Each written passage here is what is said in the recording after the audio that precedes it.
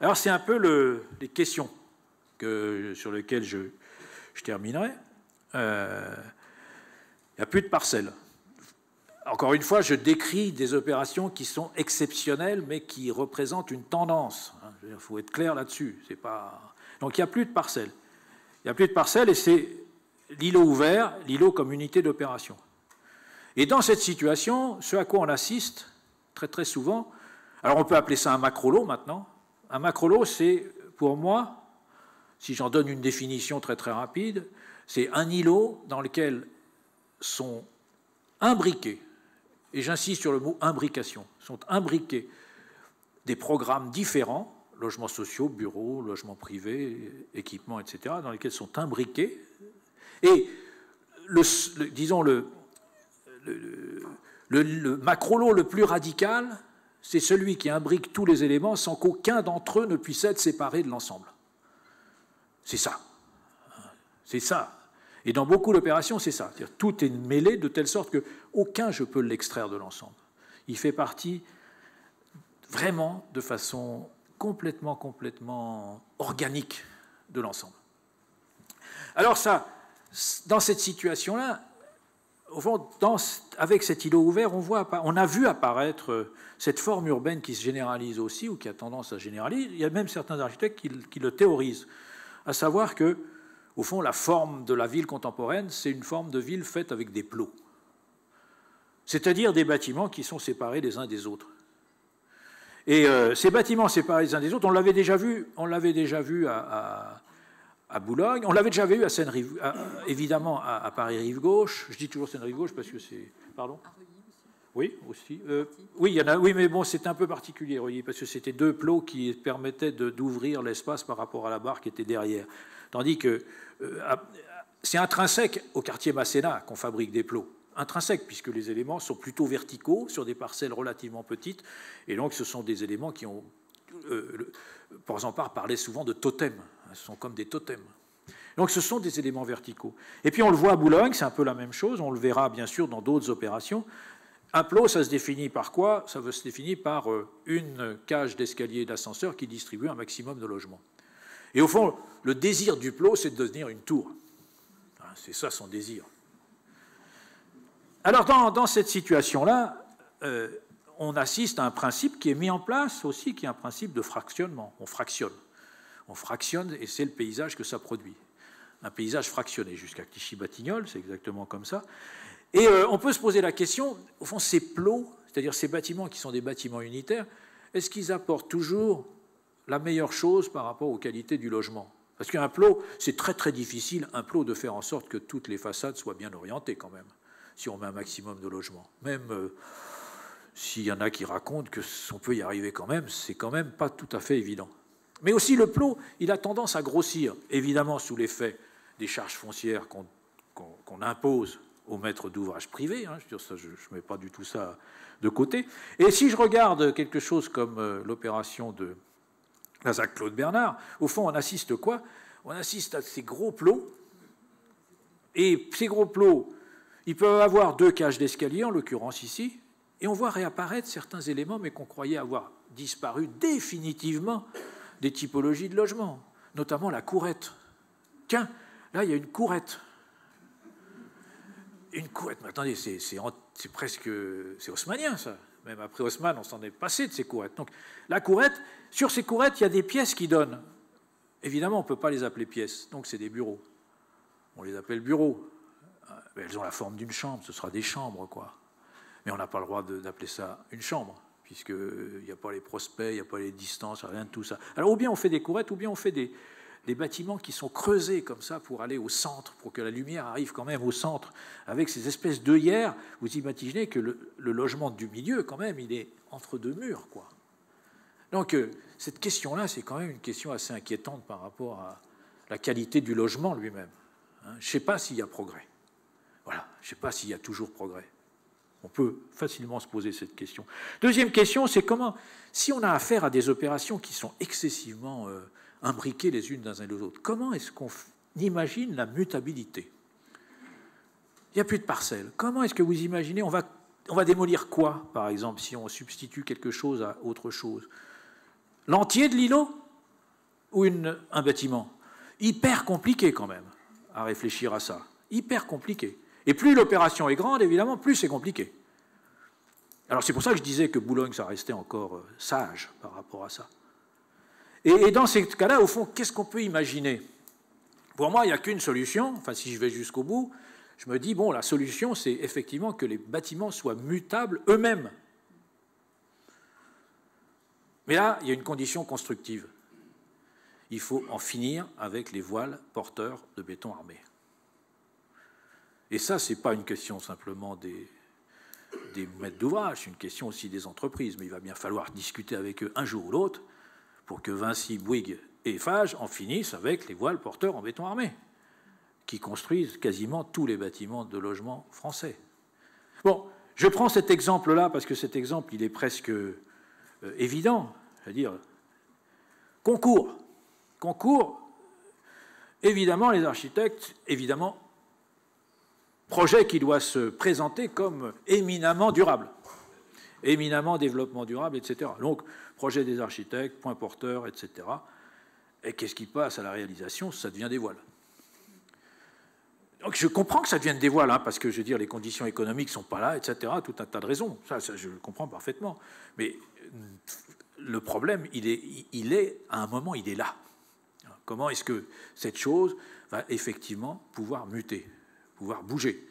Et évidemment, ça ne se passera que dans des opérations qui ont une certaine ampleur et dans des métropoles ou dans des villes qui ont une certaine aura. Donc ça doit se passer à Paris, c'est clair. Si ça ne se passe pas à Paris, ça ne se passera sûrement pas beaucoup ailleurs. Ça, pour moi, c'est une évidence.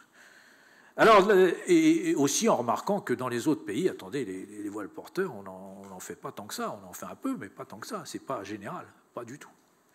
Alors ça, c'est la deuxième question. La troisième question, c'est celle qui m'inquiète le plus, je dirais, et par rapport au fait que j'ai quand même discuté avec beaucoup d'aménageurs, beaucoup de maîtres d'ouvrage aussi, c'est une question qui commence vraiment à se poser, c'est est-ce qu'on revient à l'urbanisme vertical et est-ce qu'on fabrique des mégastructures?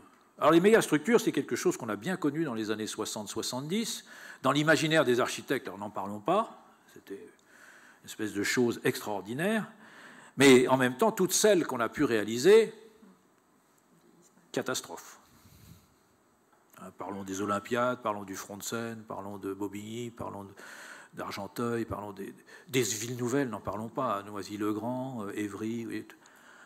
On sait aujourd'hui que c'est ingérable, que ça coûte la peau des fesses à la puissance publique, que les propriétaires privés sont incapables d'assumer les coûts de ces opérations, on le sait. Donc, est-ce qu'on est en train de produire la même chose? C'est la question que je me pose. Est-ce qu'on est en train de produire la même chose? Parce qu'au fond, si, c'est pas tout à fait pareil, c'est plus intelligent.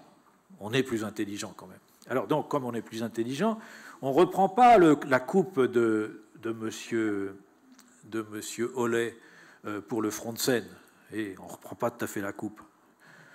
À noter qu'on est en train aussi de porter Michel Hollet au pinacle des architectes absolument extraordinaires des années 60. Il faudrait peut-être être un peu prudent quand même là-dessus. Mais bon, ça c'est une question d'historien. Donc on se souvient que c'était circuler, travailler, habiter, le tout au-dessus du sol. On sait aujourd'hui que dans les opérations qu'on pourrait presque assimiler à la même chose, c'est pas tout à fait pareil parce que le stationnement généralement, mais pas toujours, le stationnement est en sous-sol, le sol de la ville est continu, donc on travaille au niveau du sol, et puis on peut habiter dans les parties entre guillemets verticales, mais du moins les cages d'ascenseur, les cages d'escalier descendent jusqu'à la rue. Ils ne descendent pas sur la dalle. Donc on ne peut pas appeler ça tout à fait un urbanisme de dalle. Et il y a cette différence qui s'opère, qui est importante. C'est ce qu'on voit à Metz. Metz, c'est la coupe qui est ici. Comment s'appelle, à Montpellier aussi, à Chapelle Internationale aussi. Bon, il y a des différences. Mais au fond, lorsqu'on regarde des opérations comme celle de Montpellier, c'est une seule entité, qui contient, vous l'avez vu ici, qui contient, on le voit en bas à droite, plusieurs programmes, 7 programmes, du social, du pas social, du foyer de personnes âgées, des bureaux, etc. Le tout sur un unique socle de parking. Donc, Cette mégastructure, au fond, c'est une mégastructure semi-enterrée. Une espèce de mégastructure semi-enterrée. Et bien sûr, ça produit forcément ce qu'on appelle un jardin suspendu. Enfin, bon, allez, soyons clairs, c'est un jardin sur dalle. On les appelait comme ça dans les années 60, on ne va pas changer de nom quand même, c'est pas la peine. Donc c'est un jardin sur dalle. Et ce jardin sur dalle, au fond, il va mutualiser les surfaces de jardin.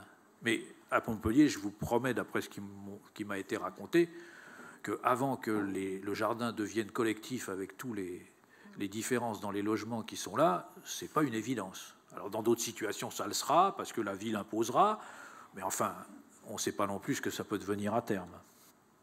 Alors c'est vrai aussi à Nantes, le Tripode. Très très grosse opération sur un socle de parking qu'on peut traverser à un endroit, qu'on peut traverser à un autre, mais quand même difficilement, parce qu'il faut monter sur le socle, qui n'est quand même pas tout à fait évident, puis redescendre après. Donc, au fond, des blocs. Alors c'est là où je reprends la problématique de l'isolat. Alors j'aurais pu prendre, dans le livre, je parle aussi d'hétérotopie par rapport à ce que racontait Foucault sur les objets qui pouvaient être de ce type, c'est-à-dire ceux qui se séparaient du reste et qui étaient presque un peu autarciques.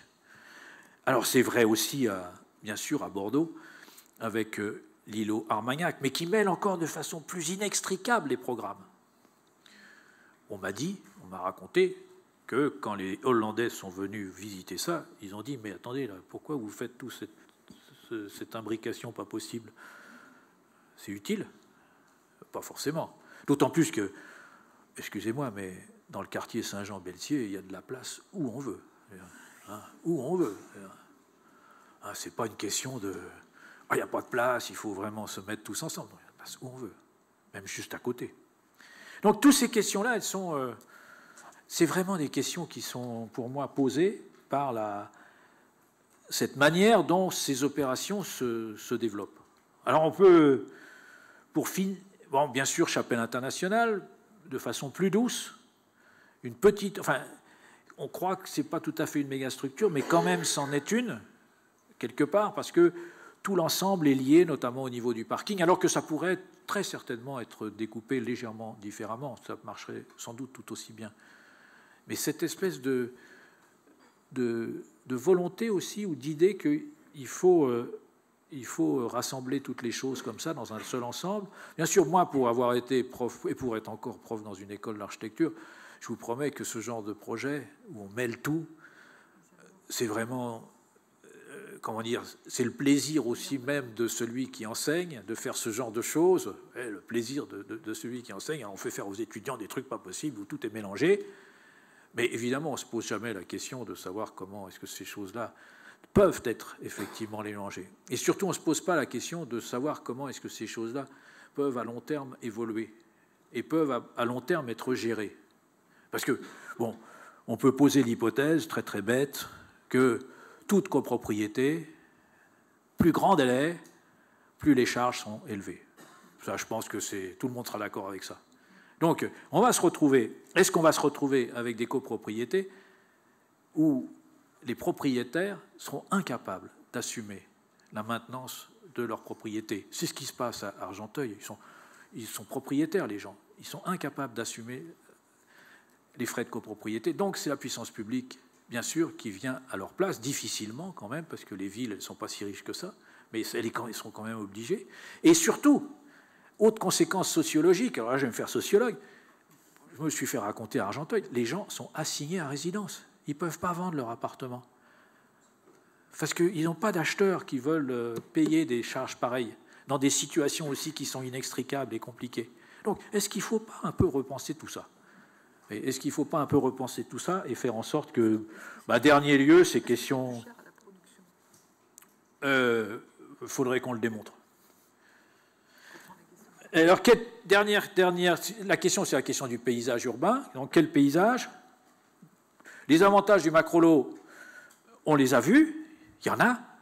Et puis, mais aussi, je ne l'ai pas dit, mais bien sûr qu'il y a des situations urbaines qui nécessitent ce type d'opération, notamment sur les infrastructures, notamment sur des choses qui sont des choses dans les situations dans lesquelles il n'est pas possible de faire de découpage particulier.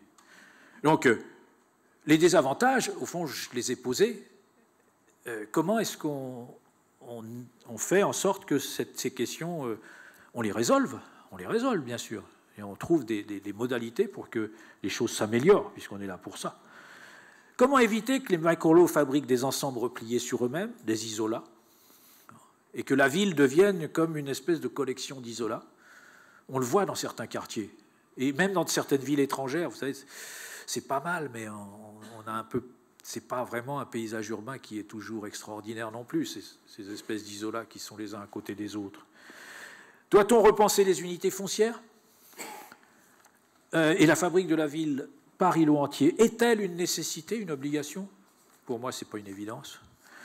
Pas du tout une évidence. Et les unités foncières, même s'il y a un promoteur qui est propriétaire d'un grand terrain, ça ne signifie pas forcément qu'il y ait obligation de faire une seule opération architecturale ou constructive. Lui aussi peut procéder à des découpages.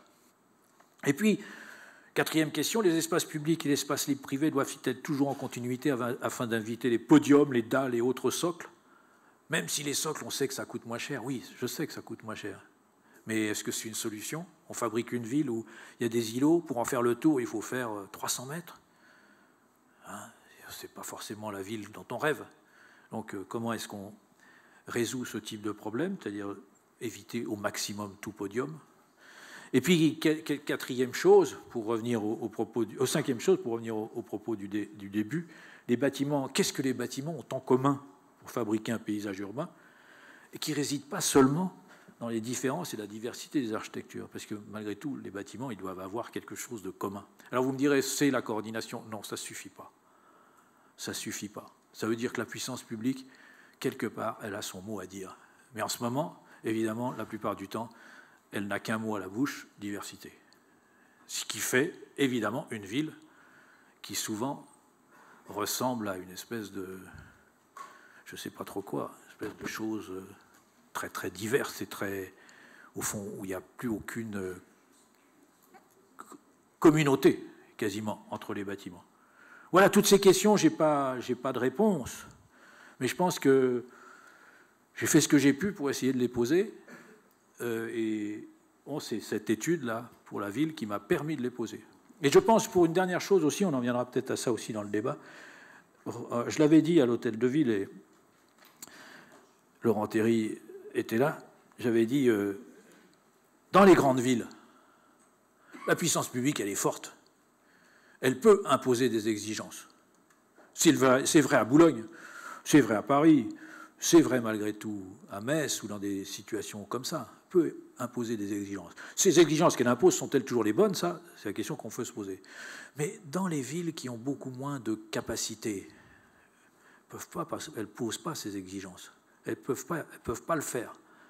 Ou elles n'ont pas la capacité de le faire. Et qu'est-ce qui se passe là? Sachant que, je vais dire aux grandes villes, c'est vous qui donnez l'exemple. C'est les grandes villes qui donnent l'exemple, ce n'est pas les petites. Donc, qu'est-ce qui se passe là? Les grandes villes, elles doivent avoir cette espèce de conscience que ce qu'elles sont en train de faire, les autres, ils en rêvent. Ils en rêvent. Et donc, est-ce que, dans des situations qui peuvent être des situations de communes périphériques, ils rêvent d'avoir des macrolots? Mais pourquoi faire? Pourquoi faire? Parce qu'on le voit dans certains concours, il y a de quoi quand même un peu s'inquiéter. Voilà, merci beaucoup de votre attention et j'espère ne pas vous avoir trop ennuyé.